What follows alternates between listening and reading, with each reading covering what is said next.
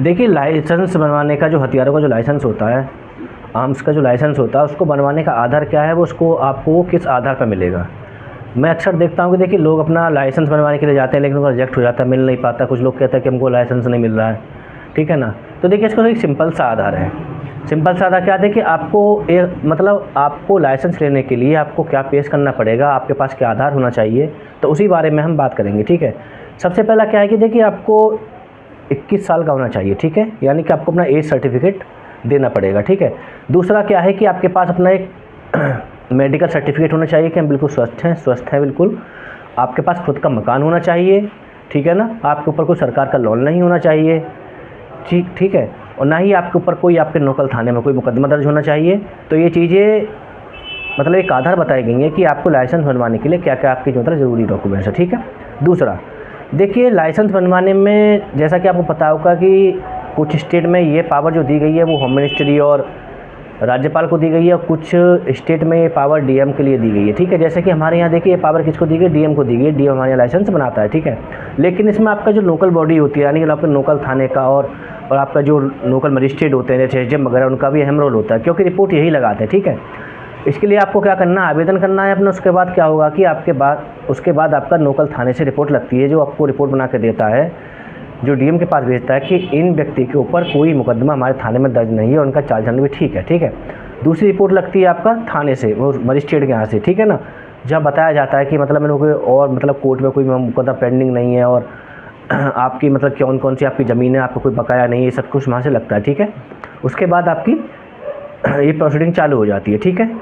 और दूसरा देखिए, दूसरा क्या है कि जो आपका जो लाइसेंस बनता है वो बनता है 5 साल के लिए। पहले ये 3 साल के लिए बनता था, लेकिन अभी अवधि बढ़ाकर 5 साल कर दी गई है, यानी 5 साल के लिए आपका लाइसेंस बनेगा। उसके बाद आपको वो दोबारा रिन्यू कराना पड़ेगा, ठीक है।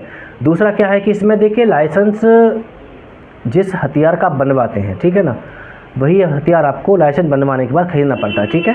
ज़्यादा से ज़्यादा आप दो हथियार अपने पास रख सकते हैं, ठीक है।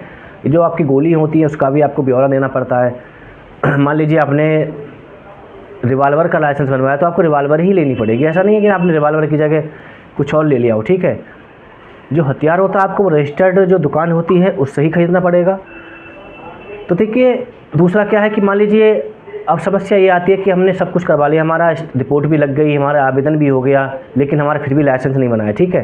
पहली बात को आपको एक आधार बनाना, एक आधार मतलब एक बेस बताना पड़ेगा कि किस आधार पर आप लाइसेंस बनवाना चाह रहे हैं, ठीक है।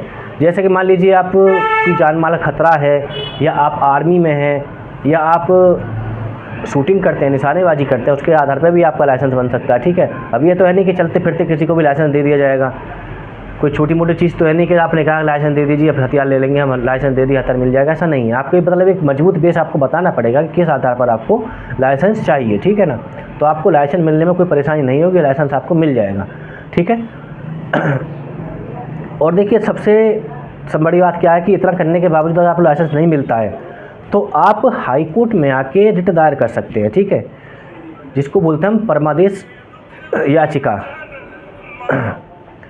परमादेश याचिका में क्या होता है कि आप हाई कोर्ट से डायरेक्शन करवा सकते हैं, कि जिसमें आपके कलेक्टर या आपके लोकल अथॉरिटी को ऑर्डर दे दिया जाएगा कि भाई इनके नाम से आप आवेदन जो आपको किया गया है लाइसेंस क्यों जारी नहीं कर रहे हैं, इनके नाम से लाइसेंस जारी करिए, और नहीं कर रहे हैं तो उसका रीज़न बताइए। तो इस प्रकार से भी आप अपना लाइसेंस के लिए आवेदन करवा सकते हैं, और यहाँ से एक मतलब हाई कोर्ट से भी याचिका उसमें डाल सकते हैं, ठीक है ना। तो देखिए आपको पता चल गया होगा कि लाइसेंस बनवाने के लिए आपको क्या क्या चीज़ें चाहिए, क्या क्या उसका आधार है, कैसे लाइसेंस बनता है।